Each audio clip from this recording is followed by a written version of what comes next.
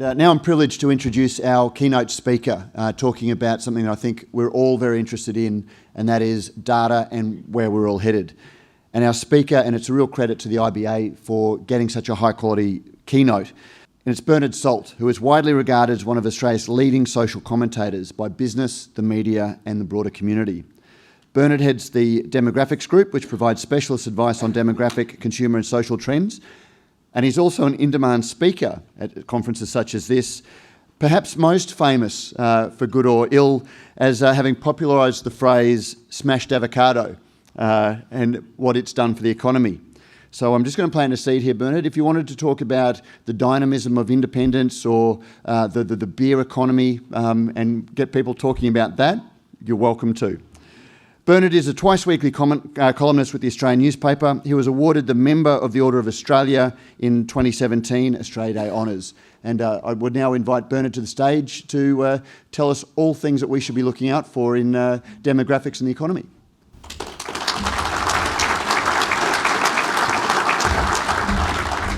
Thanks so much, Matt, for that introduction. Thank you also to the IBA for the invitation to speak. My presentation today deals with the outlook for Australia, Australian consumers and the Australian brewing industry over the next decade and beyond. In fact, I have a very simple proposition, and that proposition is that we should be, as a nation, as a people, as an industry, confident about Australia's future. I want to put the case for confidence, for optimism in the future. I've done a lot of work with Small Business Australia, and I think there is a common denominator in small industries, small businesses throughout Australia, and that is the issue of optimism. If you are not confident in the future, then you cannot survive, let alone thrive, in the business of small and even medium businesses. Let's start with a big picture perspective and ask a fundamental question that I think everyone in this room should be asking. Anyone in business, certainly any young person in Australia, should be asking this question. Is Australia a good place to be? Is it a good bet over the next 10 years? Should you invest your youth, your energy, your career, your family, your capital into the Australian economy over the next 10 years? And I say the answer to that is unequivocally yes. And here is my case. I want to show you the 15 largest economic forces on the planet at this time. This data is produced every year by the International Monetary Fund. It was released in April. It is their assessment of the 15 largest economies on Earth. They do this prediction for every one of 195 countries. Here's the top 15. It's based in US dollars and it reflects their GDP, the gross domestic product. It's the income, if you like. It supports the wealth of a nation. It determines whether people have the capacity to buy your product. That's how important it is. And of course, you'll recognise, the US, of course, at the top, and China and so forth, and you'll see that Australia, with barely 26 million people, ranks as the 13th largest economic force on the planet. Not a bad position or achievement for 26 million people. My big observation here is that there is no country ranked above Australia on this list that has a lesser population. We are really, really rich per capita at a global level. And in fact, if you take the data for 195 countries and divide the GDP by the population, you get a GDP per capita. And if you rank the richest countries on Earth today by GDP per capita, their ability to buy stuff, buy a home, buy a car, to go out to a restaurant, to indulge in beer or wine, if you like, of those 195 countries, GDP per capita, Australia ranks 9th, just below the US. And the first 7 or so are countries like Norway and Iceland and Sweden, quite small countries of 5, 10 million people or so. We have 26 million people at an extraordinarily high level of income per capita in one of the largest economies on Earth. Number 13 is not to be sneezed at. You need to be in the right place at the right time in history if you're selling a consumer product. And I would say, well, that's a good proposition. You're on the right stage, or one of the right stages to actually be in this kind of business. In fact, very interestingly, last year we were ranked number 14. We've jumped a notch And 3 years ago, in fact, we almost overtook Brazil. Brazil had a shocker of a pandemic. The pandemic upsets countries, changes consumer spending, and Australia has actually fared reasonably well. We've increased in the rankings, in fact, by this measure. Before I come back to Australia, I want to do a comparison between the US and Australia. And I want to bring out a point that I think goes to the heart of where we need to be as a nation. I want to show you the 10 or 12 biggest businesses in America today. This is the top 10 or 12 businesses ranked by market capitalisation. This is where you take the share price, you multiply it by the number of shares, and you get a theoretical value of a corporation. If you want to buy the Apple Corporation outright, you need almost $3,000 billion US, $3 trillion to buy the Apple Corporation. And the figures I've put in brackets show the years in which these businesses were founded. When you go through the top 10 or so businesses in America today by market capitalisation, something quite extraordinary pops out. Bill Gates was 20 years old when he founded Microsoft in his parents' garage in Seattle. It is now the second largest economic force based in America, in fact. In fact, what's that, 6 or 7 of the top 10 businesses in America were founded in a single generation. Here is why America is the most powerful economic force on the planet. It is entrepreneurship, it is energy, it is the ability to scale up. These are small businesses started in a garage that within a single working lifetime can scale up to this kind of, here is equality. There's a lot to, a lot of issues in America, I get all that, but there's a lot to admire. And entrepreneurship is one of those things. In fact, well, you think, oh, that's, the Australian response is, well, that's very impressive. Anything the Americans can do, we can do just as well. That's the Australian way. You think, well, how does Australia stack up by this benchmark of the world's most powerful economic force, probably in history? Here is the top 10 for Australia over the same time frame, US dollars, market capitalisation, and the years in which these businesses were founded. And there should be something that hits every patriotic Australian right between the eyes. The largest mining company on the planet is based in Australia. I get that. We are the only nation on the planet to claim the resources of an entire continent. Not even the Americans make that claim. We do. And, it kind of makes sense. If we own the resources of an entire continent, then we should have developed the corporate assets to own, develop, project and generate wealth from that industry. I get that. Not just BHP, but Fortescue. In fact, Rio is actually headquartered in London. It really should be headquartered in Australia, in my view. You think, oh, come mining at that? Because we have a competitive advantage in mining, don't we? Where is our agribusiness business? Why is there no agribusiness business in the 10 most important businesses on the Australian continent generating wealth and prosperity and opportunity to the Australian people? You think, well, maybe agribusiness business doesn't scale up. Like, what's the biggest agribusiness in New Zealand? Oh, that'd be Fonterra. That is an agribusiness business. Go to the interior of the Australian continent, go to a Dubbo, go to a Wagga, go to a Geraldton or wherever it is, and you will find that agribusiness is there.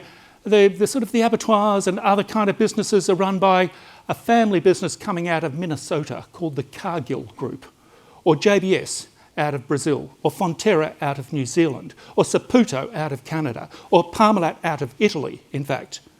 Why have we not corporatised our agribusiness business? We've got an entire continent. We should have developed that. You know, Minister, we should be getting behind our agribusiness sector. That is the first big tick for the independent brewing industry, I would say. You are supporting, you are developing, you are engaging the supply chain into the Australian agricultural industry. And the second one is manufacturing. We have outsourced that over the last 20 years through globalisation. It's time to bring manufacturing home. Imagine bringing agribusiness and manufacturing together in multiple sites across the Australian continent, Minister. That's worth $1 million, I would have thought, or more, Minister. At a strategic level, we need to be bold and outrageously ambitious for our nation and for our country and for our economy in the post-COVID world. Wipe everything that's happened before off. Rethink, how would you do this? I want an agribusiness business at scale. I want Australian agribusiness businesses going to Minnesota and buying up assets, and New Zealand and South Africa and whatever. BHP does it, has been doing it for 100 years. Why can't we do it in agribusiness? And anything that supports that sector, I think, is a strength for Australia.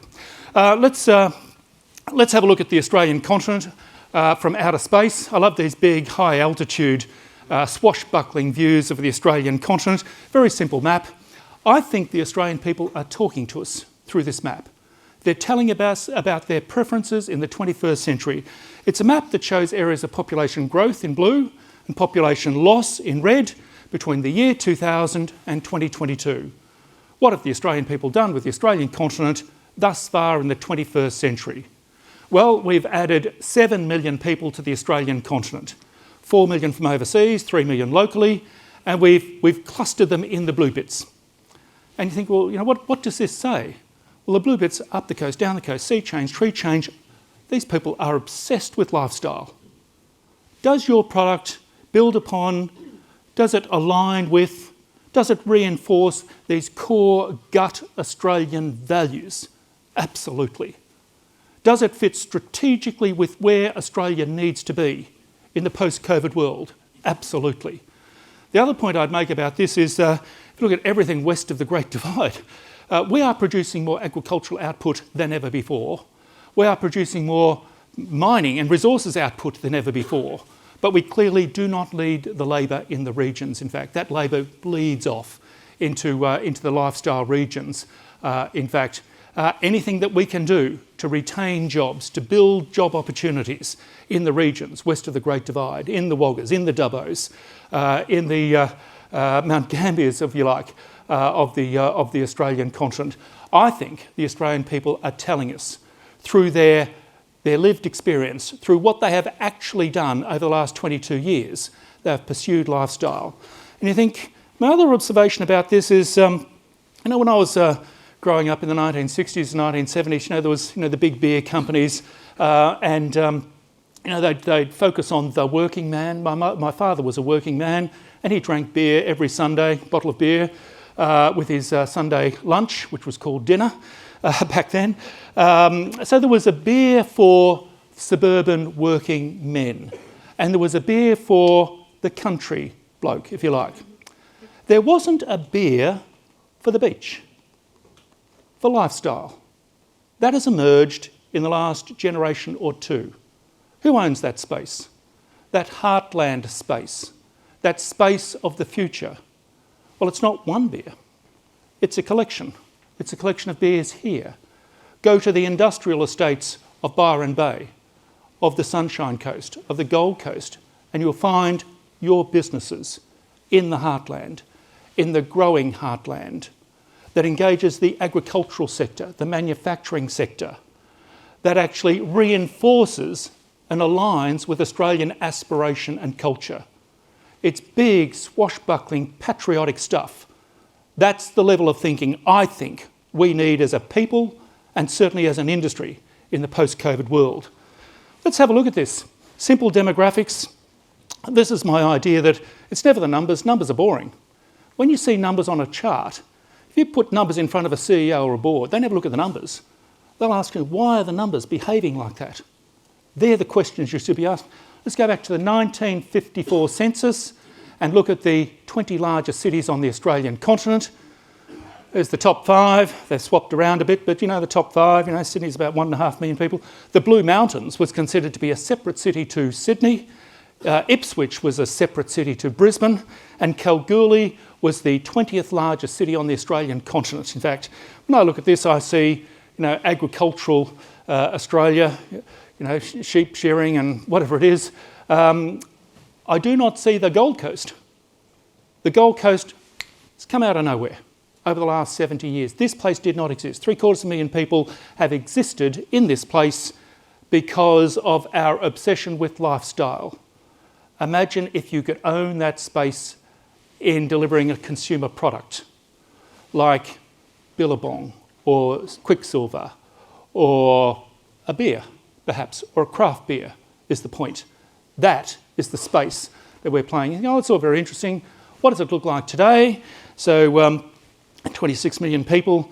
See the top 20 cities, of course. Kalgoorlie is long gone. It's about 30,000 people in Kalgoorlie today, a bit more or so.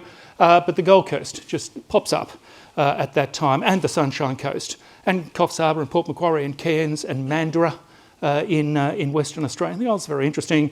The great lifestyle shift has taken place.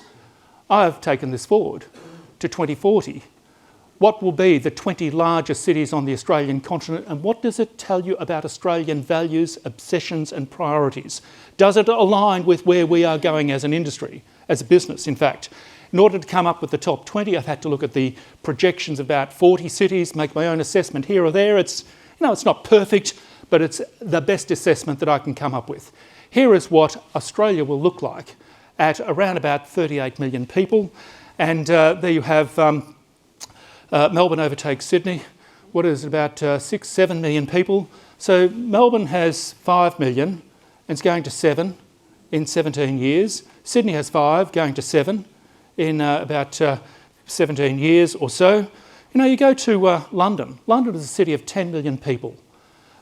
Inside the M25, a big orbital around London, 10 million people. By 2040, London will have 11 million. Do you want to be in a place that takes our urban centres from 5 to 7, or in a place that goes from 10 to 11? Which is a better economy? If you are 28 years of age and you've got 30 years of your working life, which city is going to deliver you more opportunity? This is why you should invest in the future of Australia. Our secret weapon, rightly or wrongly, whether you agree with it or not, is an extraordinary level of immigration, and it drives the demand for consumers. And I would say also is in alignment with Australian core values around lifestyle that immigrants also support. Let's have a look at the impact of the pandemic, because my argument is that the pandemic is a crossroads, it's a change point. And here is my argument for that. Here is the number of people that have arrived in and departed from Australia by air every month from the year 2000 through to, I think it's about March or May of this year on the right. And you'll see that arrivals, in light blue, slightly outnumber the departures, you know, because we're an immigrant nation, kind of get that.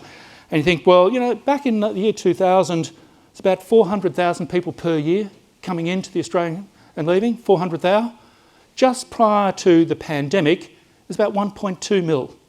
You know, if you're doing a strategic planning exercise in the year 2000, aviation and holidays and travel and airports and airport industrial space would have been a business, because that has gone up threefold.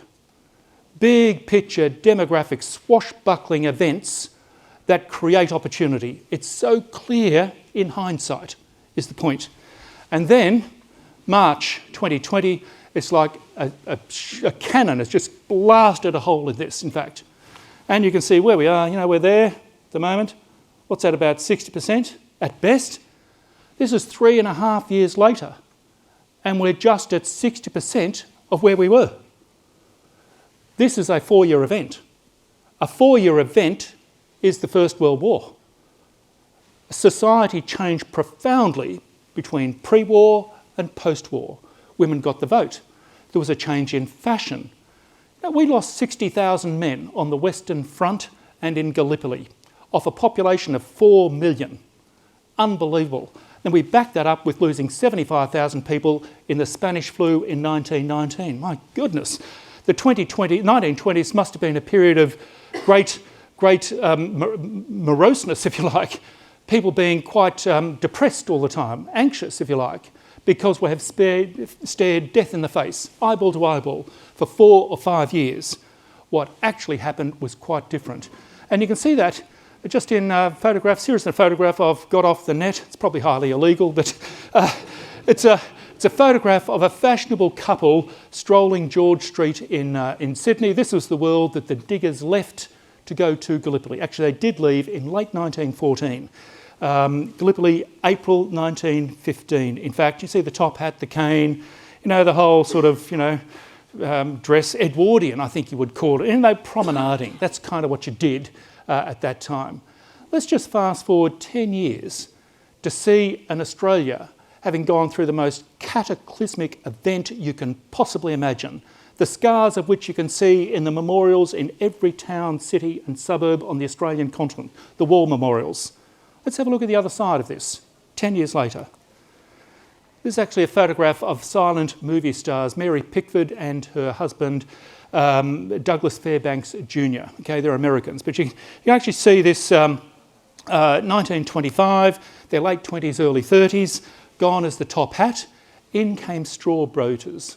There was a fashion shift. It's lighter, it's airier, it's more middle class. The evolution of the middle class started in the 1920s. The idea of income tax, redistributing wealth, came in the 1920s. There was an entrepreneurial energy that came out of nowhere in the 1920s.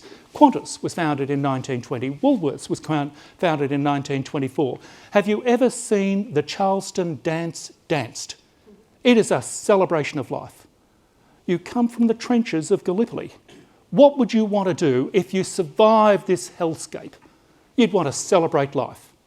And I think we're in exactly that space at the moment, in fact. And even things like the Great Depression, what came out of that was a wanting to indulge children. Shirley Temple was popular at that time. I've made a link in my columns to Barbie and the international success of that, sort of celebrating youth culture, hope for the future.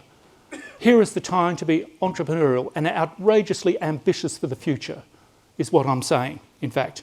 Even if you look at the cut of Douglas Fairbanks suits, you could almost wear that suit today. That might be just my fashion sense, but you can see it's not that much different to today.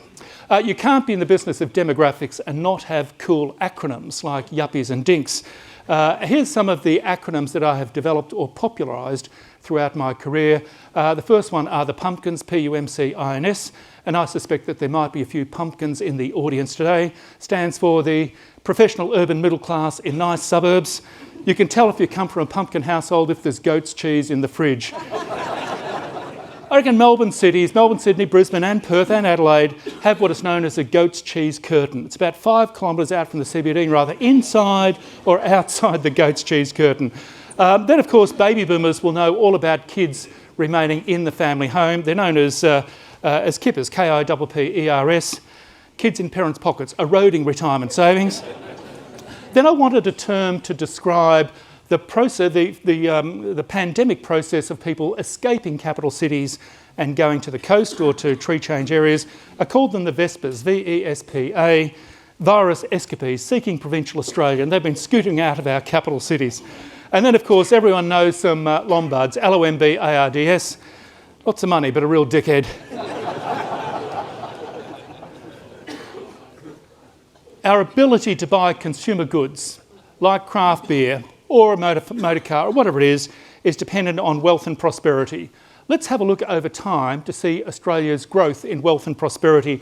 Let's do it on a month-by-month basis, every month back to 1972. You don't need to see the fine detail. It's the big picture that I'm interested in. So 1972 on the left, and through to June, is it, of this year on the right. And where you have 2 consecutive negative quarters, you've got a recession. At a high level, just look back at the last 5 decades or so, you can see that the 1960s and 1970s had good times, then bad, then good times, then bad, then good times, then bad. This is why your parents said, don't trust credit, don't get into debt, don't get too uppity, don't get too ahead of yourself. Prepare for rainy days. Compare that with the period from 1991, 92 through to the recession that was induced by lockdowns. We've had 30 years of unbroken prosperity. 30 years of unbroken prosperity would change consumer behaviour. If you wanted to go on a holiday back in 1992, if you're in Melbourne or Sydney, you do a caravan holiday to the Coolangatta Caravan Park. After 30 years of unbroken prosperity, if you want to go on a holiday, it would be a Jetstar holiday to Bali. We've upped the ante in how we've expected to live. Pure wealth injected into Middle Australia has opened up behavioural shifts where something like a craft beer can actually find a market. That is the point. That is the point of the whole thing. You can actually see the down, that's a 7% decrease, but look at the way the Australians came out of this on the other side. We're an optimistic people. We are optimistic and confident in the future, is the point. And why wouldn't we? Look at where we've come from. The last 30 years, unbroken prosperity over that time frame. Let's have a look at the life cycle and see who would be predisposed to buying our product. If you go back 70 years to look at life expectancy in Australia in 1950, in fact 73 years through to 1950, you can see the average Australian lived for 69 years. You qualified for the age pension at 65, so you dropped dead 4 years after you got the pension in 1950. There were no teenagers at that time. You're a child for 14 years, then you're an adult, and you're an old person at 61 or 62. If you were 60 years old in 1950 and unhappy in your relationship, you'd think, well, what's the point? I'm going to be dead in 10 years' time. I might just wait this out. Whereas baby boomers think, another 30 years of life. I think differently about being 60 if I think I've got another 30 years of life. In fact, 40 years later, life expectancy is kicked out to 77. No, 77, that's 12 years in retirement. I could sell my home in Glen Waverley, in Hornsby, and move to the Gold Coast. Suddenly, the Gold Coast comes out of nowhere, precisely at this time, when you think about it. And a whole range of products, like Billabong, like Quicksilver, like craft beers aimed at a market gap that Australians are focused on at scale and are showing no signs of retreating from. I'm not going to concede that to the mainstream beers. Macro beers, I think, was the term used. I'm fighting for that. I'm going to fight for that and claim that territory, in fact. Let's kick it forward to today, 2023. The average Australian lives for 84 years. That gives you, 20 plus years in retirement, 20 years or so in retirement. Although the most common age at retirement for an Australian is not 65, it's 58. That is that's like 29 years, whatever it is, 28, 27 years in retirement. You can't be acting old at 60 if you're going to live to your mid-80s and possibly beyond. It's time to reinvent or create a new stage in the life cycle. About 55 through till maybe 70, it's the lifestyle stage in the life. Downshift, downsides, up the coast, down the coast, sea change, tree change, Rhine River cruise, craft beer. Kind of fits the mood, fits the mindset, is the point. It's about alignment of your product with the core and gut values of the Australian people, which you should be able to see evidence, not just in data, but in a whole range of choices that are actually being made. You can see the teenage phase in the life cycle, 13 to 19, it's been picked up by the next generation. They've picked it up and they've stretched it. I think, a teenager between the age of 13 and 29. In fact, there's some logic behind this. The average age at first marriage for an Australian woman in 1950 was 21. She would have announced her engagement on her 21st birthday. Today, the average age at first marriage for an Australian woman is closer to 28. So we have pushed back that commitment, and it opens up the 20s for cafes and restaurants and gap years and up the coast, down the coast, Byron Bay, or wherever, in fact. Again, another market that feeds into your product in the Australian context is the point. Let's have a look quite specifically at the next 10 years, and I want to show you the change in the Australian population by single year of age between 2023 and 2032, literally 10 years or so, and for each of the generations. And what stands out to me, this data was produced by a group called the Centre for Population. It's a new group that was established in 2019 in the Department of the Treasurer, whose purpose it is to advise the Treasurer on demographic trends shaping Australia. It's the best you can get, is my point. And over that time frame, Australia's going to add, whatever it is, over that time, we're going to go from 26 to maybe 31, 32 million people, and there's going to be 3 peaks. This is net growth. So you've got, millions of people down here, but this is the change. This is new territory, if you like. So I'd be focusing on the 22-year-olds. So this is, beyond the millennials. So what is the product? What is the service? What is the branding? What is the marketing? You say, well, my beer is going to target the student market or the backpacker market is my point, because that is growing, and you can see those numbers coming in from overseas. And then you have the millennials up here. These are the children of the baby boomers. Those 47-year-olds are right here today. They're aged 37. I think you go through a change in the life cycle in your late 30s. You go through a gateway in Australian life. By your late 30s, you're partnered up. You have 1 or 2 or 3 kids. Your partner's gone back into the workforce. And all of a sudden, that inner city minimalist chic apartment just doesn't do it for you anymore. You need 3 bedrooms, 2 bathrooms, a front yard, a backyard, and a Zoom room. Where are you going to get that? Up the coast, down the coast, sea change, tree change. Give an Australian half a chance and they'll take the lifestyle option every time. The big shift that has occurred over the last 3 years is the ability to work from home. What are Australians going to do? I'll take that, thank you very much, and I'll move to a lifestyle area. That is exactly what has happened, certainly in the Northern Rivers region and elsewhere in Australia. So there's a product, aimed at families, family formation, family growth, family development. And then the baby boomers, that's the oldest one, born in 1946 or so, 86, but there's a whole bucket of baby boomers coming through. And again, that's about lifestyle, mixing and mingling with friends and so forth. So 3 distinct markets. Very interesting. You see this gap down here. It's between the baby boomers, between the millennials and the next generation. So it's got to a low point about 30 years, 30 years ago from 2032. It's about the year 2000. You'll recall that the Federal Treasurer at this time, Peter Costello, was very concerned about falling fertility, and he said to Australian parents thinking of having a baby, have 1 for yourself, 1 for dad, and 1 for the country. And you can see that Australians responded enthusiastically to that encouragement.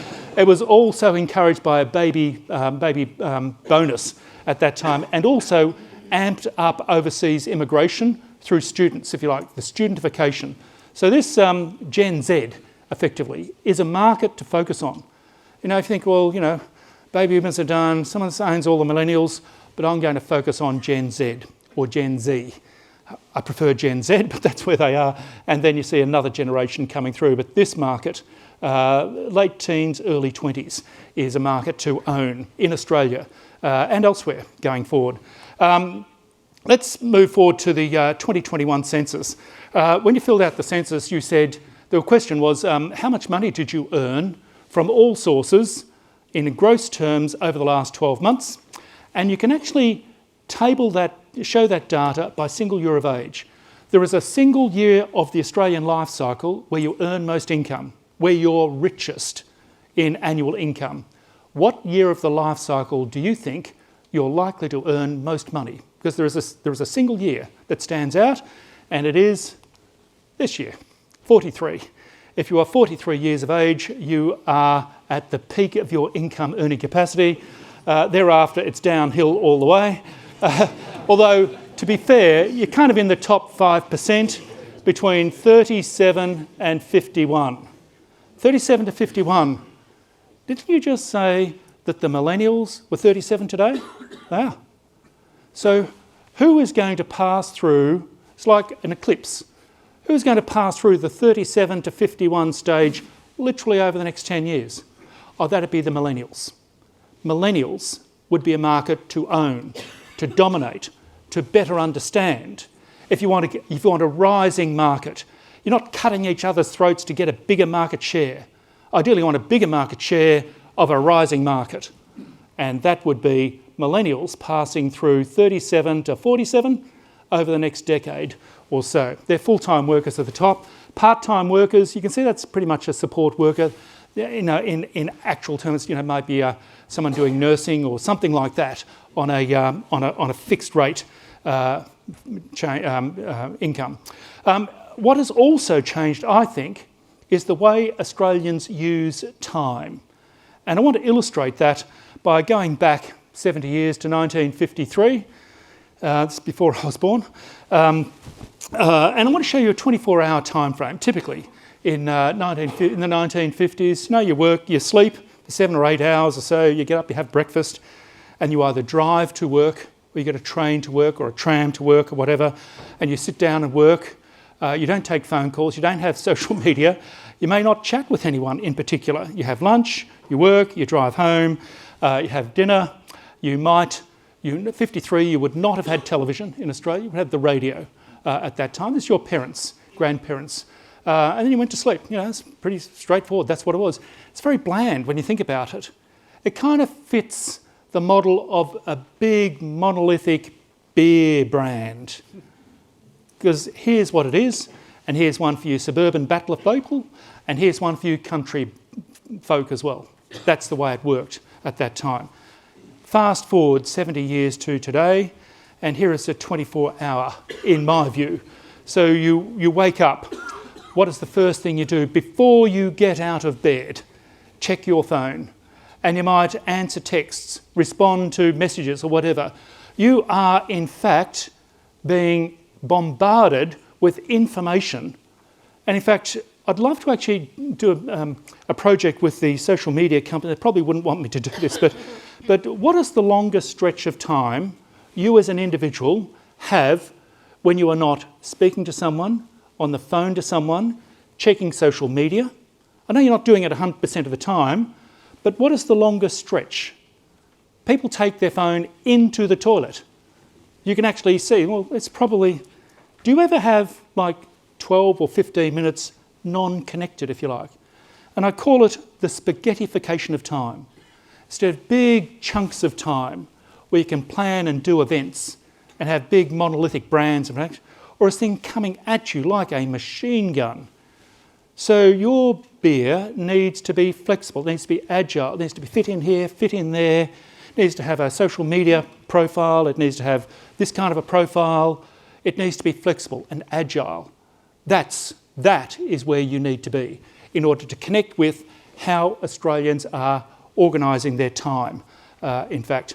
So the spaghettification of time drives the demand for agility, is my point. One of the key issues for everyone in Australian business is access to labour, the skills shortage, if you like, the skills drought. I want to show you the number of people added to the Australian continent over 100 years. 1950 on the left, 2050 on the right. And I want to show you the first 70 years, 1950 through to 2020 or whatever that is, and the number of people added every year. But it's not the total population added to Australia. It's the number of people added to the 15 to 64 demographic. 15 to 64-year-olds buy consumer goods, they take out loans, they reproduce, and they pay tax. This is the gut, the engine, the piston that drives the Australian economy. And do we not agree that over the last 70 years, while you were being born, while you're becoming an adult, while you started your business, about 175,000 per year from overseas and from a birth rate filter their way into that time in life where they provide a nice deep labour pool that's growing at 170. This is like a swimming pool. It's growing 175,000 people per year. And it's done that for 70 years. Why would you even question the flow? There's always enough people to pick from. It's fine. Here is the next 30 years. Whoa, it just dropped off a cliff. From about 2020 onwards, nothing to do with the pandemic. This projection was made by the Australian Bureau of Statistics in 2018. If you accept there was a baby boom in the 1950s, there was always going to be a baby bust in the 2020s, when more baby boomers exit the workforce at 65 than Gen Zs enter the workforce at 15, because of a diminution of family size, because of the introduction of the contraceptive pill, This is actually a global trend. And you think, oh, if this is the issue, then we need to kind of ramp up overseas immigration, more students. In fact, this is actually a global issue. The other issue is, if this is kind of the way it is, literally for the rest of the century, at an Australia level and at a global level, to get the same productivity per labour unit, I'd probably need to magnify that by mechanisation, automation, artificial intelligence and robotics. In fact, that is exactly what is happening.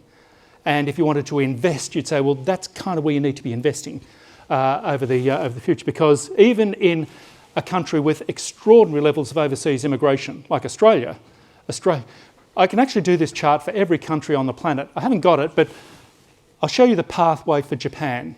Japan is actually losing population, it's contracting at the moment.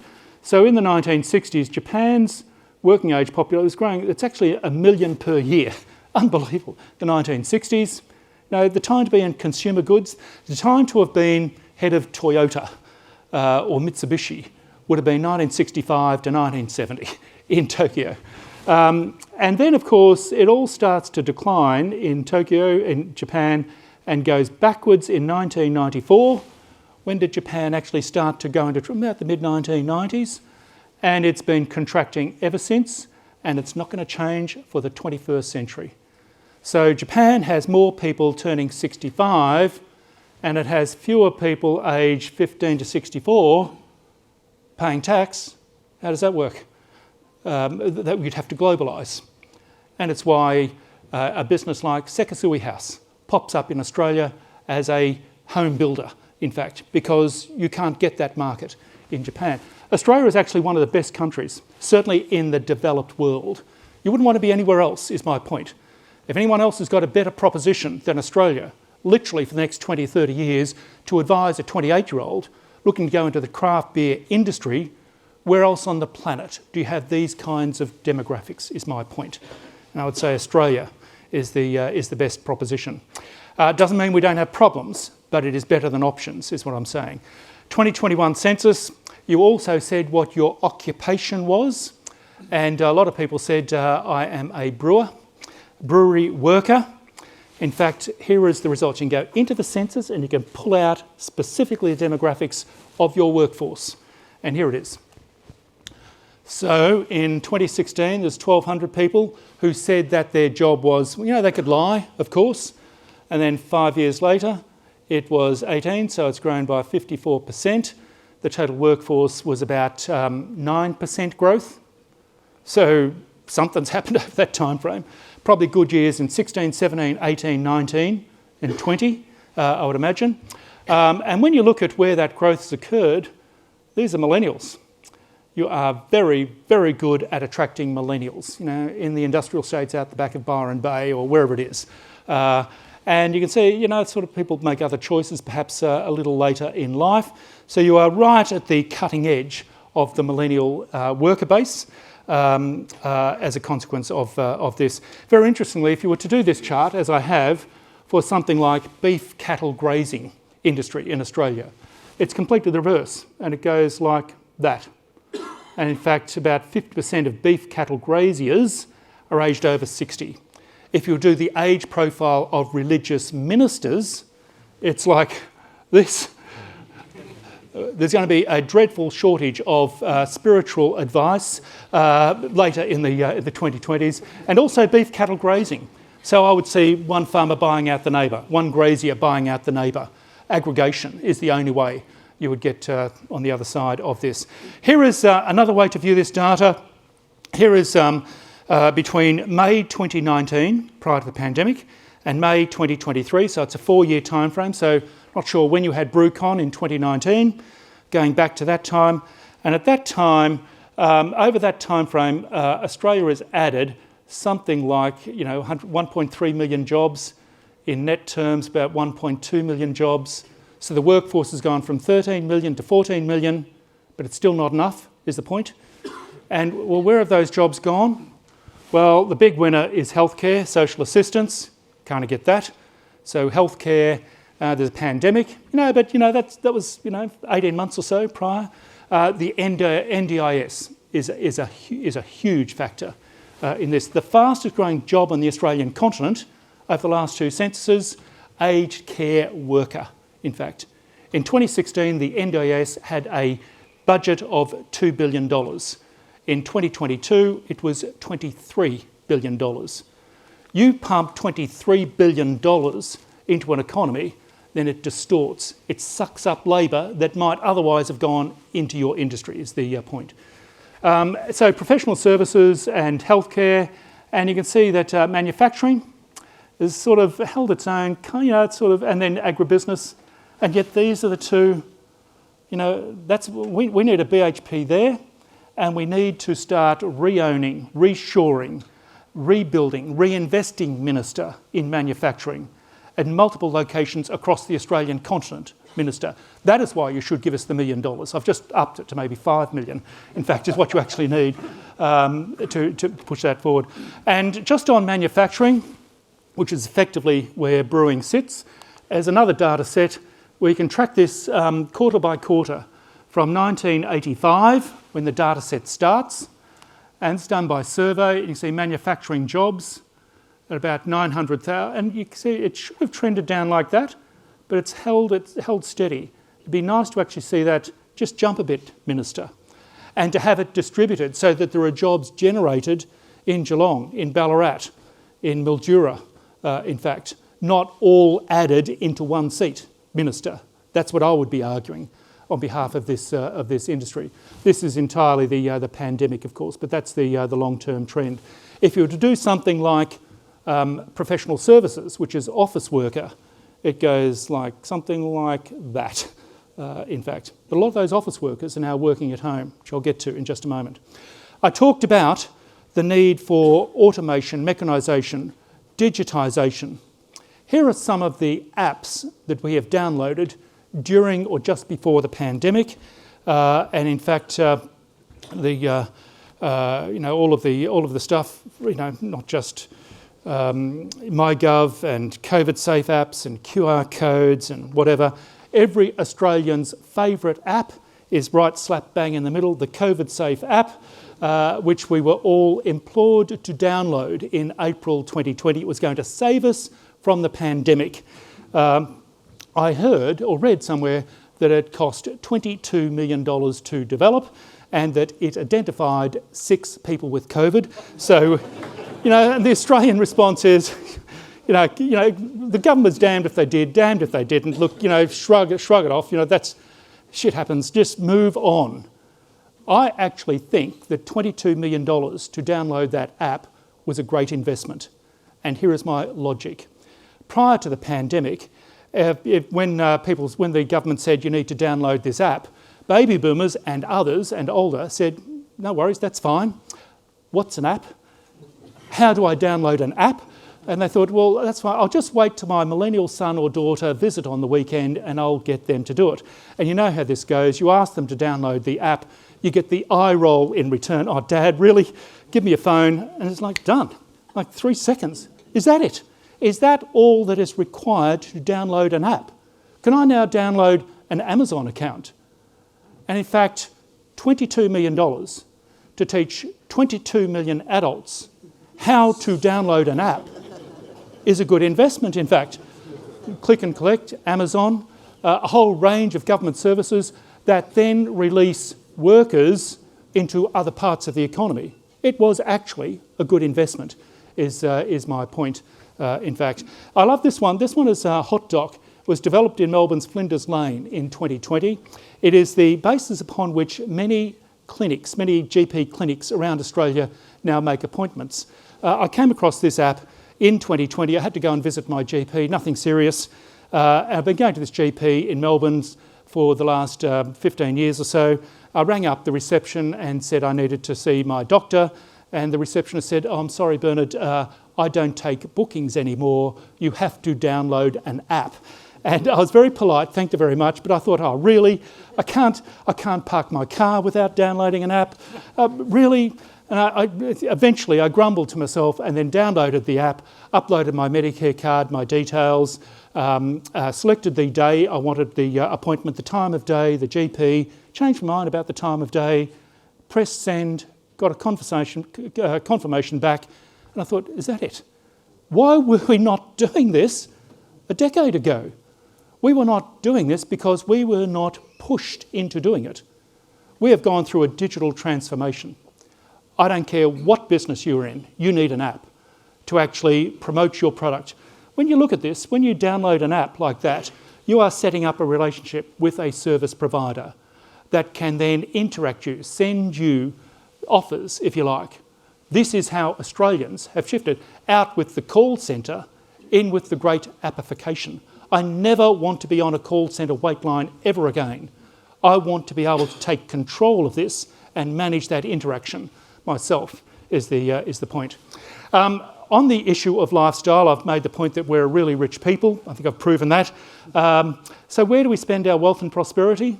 Well, we spend it on housing, on quality of life, and that will include restaurants, cafes, and alcohol, as well as other things. Here is how we lived back in the 1960s, the kind of house I was brought up in country Victoria in the 1960s. It's a quarter-acre block. It's a 3-bedroom weatherboard house with 1 bathroom, mum and dad, 4 kids generally. We had 6 kids in our household, outside loo. So it's 1,000 square metres, quarter-acre block. If you wanted to visit this house back in the 1960s, you would be taken up the pathway onto the porch. It was called a porch. And then you turned right into the lounge room. The lounge room was a modern incarnation of the parlour. The parlour was the good room. The good room was where you entertained guests and suitors. Suitors never got near a bedroom back in the... Very different today, I can tell you. And then off to the side is a mahogany side stand with a silver tea service. And the point of that is to showcase the wealth and the prosperity and the values of the people that ran that household. Compare that with how we live 70 years later, 60 years later. This is how we live. I'm saying this is how you probably live in every part of the Australian continent. What do you think the richest GDP per capita people on earth would do with that suburban block? The Darryl Kerrigan house. Here is how we live today. It's not a 1,000 square metre block, it's only 500 square metres. But it is 4 bedrooms, not 3. It's 2 bathrooms, not 1. It's 2 kids, not 4. And it's 2 incomers, not 1. If you wanted to visit this house, you wouldn't be taken to a good room at the front of the house. No, we have put the good room at the back of the house because we want to drag you right through the house to showcase our wealth and prosperity. We're very proud of our homes. So we take our guests. For the first time in history, our guests pass the open doors to the bedrooms, which means the bedrooms now need to be glimpse perfect. And this has led to the pillowification of the bedroom over the last 20 years. Not 2 pillows, not 4 pillows, but 6 pillows, plus a square cushion that is set to diamond effect exactly in the middle. I don't know what happens if you square up that diamond. No male has ever been game to touch that cushion. And men can never get the pillow architecture right. You grab the big square pillows, they're called European pillows, you drop them into position and then you karate chop in the middle to give it this perfect V. This is as important to us today as was the silver tea service a generation ago.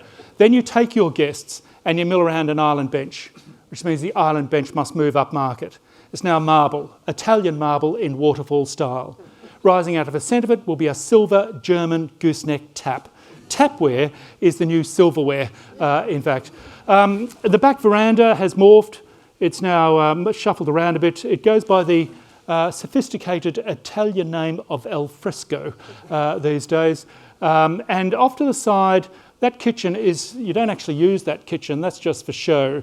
You have another kitchen behind, in a thing called a butler's pantry in behind there. So this is all minimalist and clean.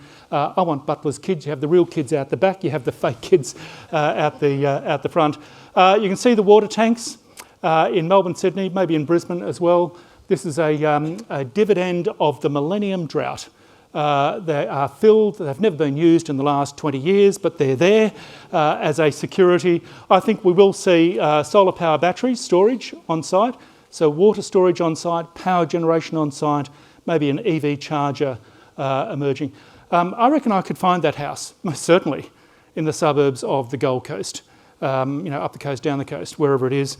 I reckon I could go to the suburbs of Dubbo and find that house, or the suburbs of Bunbury, or Cairns, or Launceston. If that is the case, if you buy that proposition, then you say, well, actually, this must be a common value that all Australians buy into. If that is the case, there must be enablers of this house in every one of those locations. Bed, Bath and Table, barbecues galore, Bunnings, Harvey Norman. This is what we have done with our prosperity. And this is just the home, the cafe, the restaurant, the beer. Builds this case for lifestyle. I want to own that space. I want to dominate that space.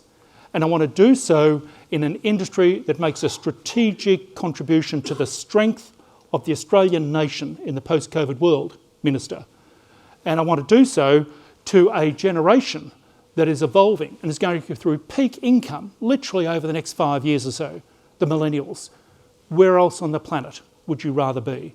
With all these stars aligning, planets aligning for your business, is my point. I wanted to go off script a little bit and look at another data set. This is a political, election result data set. It has nothing to do with politics. It has everything to do with what it says about Australian values and expectations. I want to show you the results of every election held on the Australian continent since Federation. And I've shown you the first 20 years or so, or 40 years up to World War II. The size of the bars for these election results show the proportion of the vote that has gone to the non-major parties. It's a protest vote. This is the Australian people saying, we ain't happy with the political apparatus that runs the country or that is the main opposition. We want something different. And so 1918, 17, World War I, we lose 60,000 men. Conscription was the big issue. We were unhappy. The Great Depression, 1932, unemployment was at 36% for men. Very unhappy. 1943, the Japanese are coming down the Kokoda track. We panicked. There was chaos on the Australian continent. The Liberal Party was founded in 1943. We were under threat at that time. It's the greatest threat to Australia, modern Australia. And you think, well, gosh, what does this look like in the post-war era? Here's what it looked like. We settled down. After the calamity of the First World War, after being threatened with invasion, what do? We give thanks. We put our faith, rightly or wrongly, in the big institutions that delivered salvation, the apparatus of big business, big government, big banks, the church, rightly or wrongly, big brands. If you want to be the CEO of a big branded beer company, yeah, I reckon that would have been the golden years, in fact, because this is about suburbia, it's about regional Australia. The Gold Coast hadn't really kicked off this idea of a beach brew or whatever it is, no idea like that. And everyone put their faith in big brands. And that goes up to wherever that is, 1997, 87. Here's the last 30 years. At the last election, we are as distrustful of government today as we were when we were being invaded by the Japanese, bombed by the Japanese, in the middle of a war, in fact. And you think, well, why has this happened? Is it social media? Well, social media wasn't really invented about 2007, 2008. This was happening anyway. And I think this goes to the issue that I want to get at. This is about governance. This is about transparency. It's about authenticity. This is about trust. The big issue of any business, and certainly an industry association, is around governance and trust and ethics. In fact, this is what Australians... In fact, there are many sitting Liberals that lost their seat on this very issue at the last election. This is the idea of taking data from a range of sources, putting it through a different lens, and actually you're converging on a view that tells a cultural truth about this industry, about Australians, in fact. As long as you can see that, then you can see the opportunities that lie ahead. Here are the key points. I'm very happy for my presentation to be made available to anyone who is in the room or online. Very happy for you to share it with your friends and family if it's in a PDF format. But I'll politely request that it not be put up on a publicly accessible website. Behind a password is fine. Just finally, I can't seem to go anywhere these days without talking about smashed avocado. So I'm going to tell you the story about smashed avocado. I have a column in the Weekend Australian magazine. And about 6 years ago, I wrote a column a satirical column about baby boomers wandering into a hipster cafe and moaning to each other about all the hipster elements of a hipster cafe. I wrote this column saying that baby boomers wander into a hipster cafe and they complain to each other. They can't read the menu because the writing is too small. They can't hear themselves speak because the music is too loud. They can't sit on a milk crate because that means their bottom is lower than the knees and they can't get back up again. And then they whisper to each other, because you could never say this out loud, look at all these young people eating smashed avocado, shouldn't they be saving for a house? It was all done as a parody on middle age. Of course, Twitter came along and took just that comment about young people. So Bernard Salt says about young people, what do you think about that? I saw that tweet go live at 6:27 a.m. on the Monday morning. By 10 a.m, I was fielding calls from the BBC in London. This thing went global, viral and feral absolutely immediately. It made the newspapers in Caracas, Venezuela. I was pretty impressed with that, in fact. I particularly liked the memes that surfaced about 2 days later. This one in particular, I stopped eating smashed avocado and now I own a castle. And you think, oh, this is, it's like 6-7 years ago, surely it's all ended. Not so. About 2 years ago, I received an email from an anonymous source with an attached photograph of a defaced road sign 13 kilometres outside the Victorian township of Avoca, which shows me that Australians are never letting go of the smashed avocado theme. This photograph, courtesy of the Australian newspaper, has gone around the world. Here is that photograph. Smashed avocado, $13.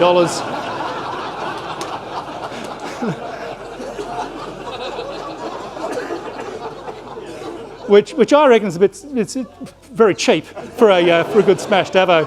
In fact, someone else commented, well, if this really is a menu, then Ballarat should have been Ballaratouille. I quite like that one as well. And thank you very much. Happy to take some questions. Thank you.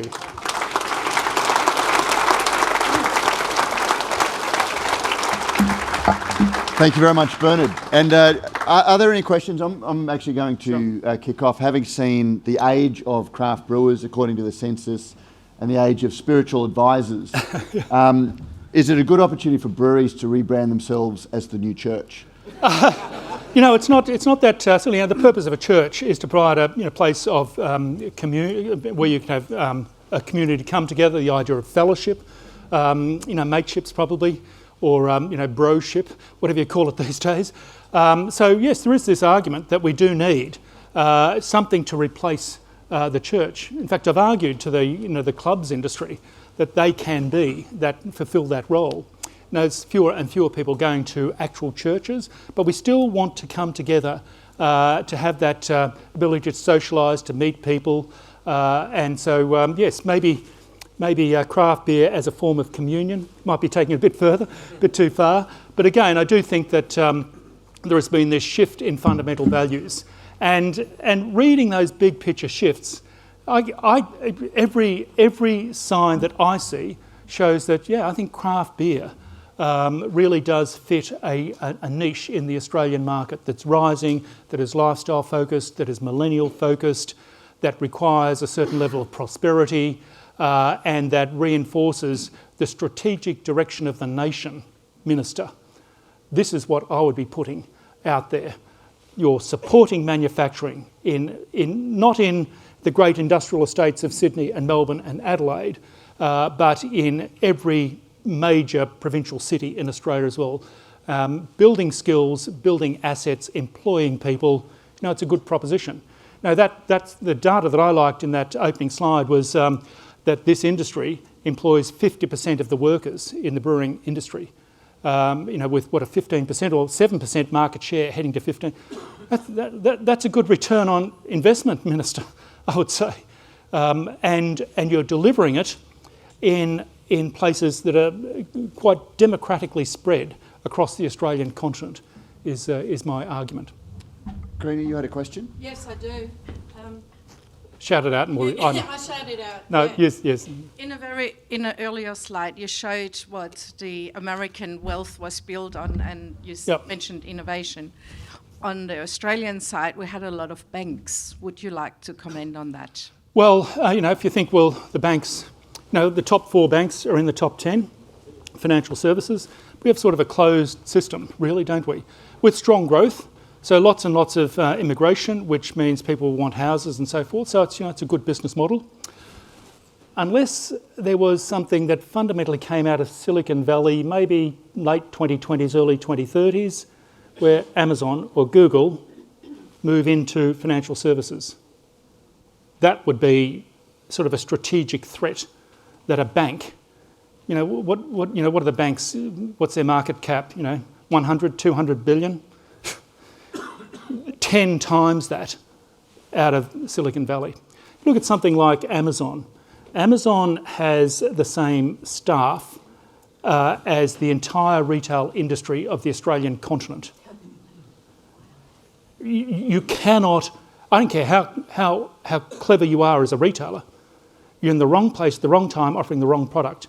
Imagine, you're sort of 62, 63, you get a superannuation payout, and you think, I'm going to go into a business, move up to the Gold Coast, live the lifestyle. What business should I go into, 2007, 2008? I know, I'll go into a news agency. With the best will in the world. Business does not care how clever you are or how hard you work. Business will respond to opportunity. And you say, well, what are the opportunities at a big picture level? And I would say, well, anything associated with lifestyle. Look at some of the most successful businesses on the Australian, Harvey Norman, Bunnings. Whether you like them or not, it's not the point. Just remove all of that emotion out of it and just look at the pure facts, the pure data, and what does it tell you? Australians are obsessed with lifestyle. Russia has about the same economy as Australia. They spend about 15% of their GDP on military. We barely spend 2%. So that's 13 percentage points that we spend on Bunnings and beer and having a good time and Bali holidays or whatever. We have built up over a generation or more an expectation of a high quality of life. And your product sits squarely in that space. And I say that, 300,000 or more migrants per year, they want a piece of that as well. And I think we do a great job in Australia. Go to the edge of Sydney or Melbourne, go to a suburb in Melbourne called Truganina on the west. You can buy a house and land package there for maybe $750 or less, $650 to $7. They're mostly bought by Indians, and that when they get their house, be a young couple in their late 20s, they'll have their car and their dog and a photograph with their 2-storey house behind them, and they'll put it on the internet, on social media, and all of their friends back in India say, I want a piece of that. This is what we are good at. We're good at mining, we're good at shearing and surfing. We should be good at agribusiness at an aggregated global scale, and we're good at lifestyle. And you fit in to that lifestyle component. I think we should also be good at manufacturing, smart manufacturing. See, a piece in the paper yesterday about we're going to acquire Tomahawk missiles, about $5 or $6 million each. Why if they're going to be here, we're a target anyway, we might as well be building them, is my point. Who knows what other flow-on businesses, smart manufacturing is where we need to be. Wonderful. I think... one more question? Yeah, just wouldn't mind getting your thoughts on Beer Australia and how it can actually galvanise government support. Well, you relate, I think it was you who talked about that meeting in 1996 or thereabouts they said, okay, what do you want? My observation of business and politicians, now I haven't had that much experience with politicians, I have with business, the uppermost level in business, at a CEO board level, I'm speaking to them all the time, they respond really, really well to just common sense and key numbers, and drawing quite lateral parallels between this data set and what we think that means for Australian. And you can see their mindset. If I was being interviewed by the media, can I use that line? Does that line sound right? Yes, the Australian values do reinforce the demand for lifestyle product. Yes, we do have a great quality of life. Yes, we are rich on a per capita basis. Yes, manufacturing and agribusiness are sectors that we need to beef up, so to speak. And you can do that by investing in 600 businesses that employ more than half of workers in the brewing sector. Man, imagine if you could do that across a whole range of sectors, Minister. You'd chalk that up as a win. You'd never shut them up about it. That's how I want to help you, Minister. So helping them look good in a political sense is the next step, I think. I think you've got it all there. It just needs to be packaged. That's like a chef. You can't just slop it up on a plate. You've got to make it look pretty. And my data is pretty. I think it's absolutely prettiest. Wonderful. Thank you. A big round of applause for Bernard. Thank you very much. Having heard that note of optimism, I can't believe I'm actually saying I'm thinking of opening a craft brewery.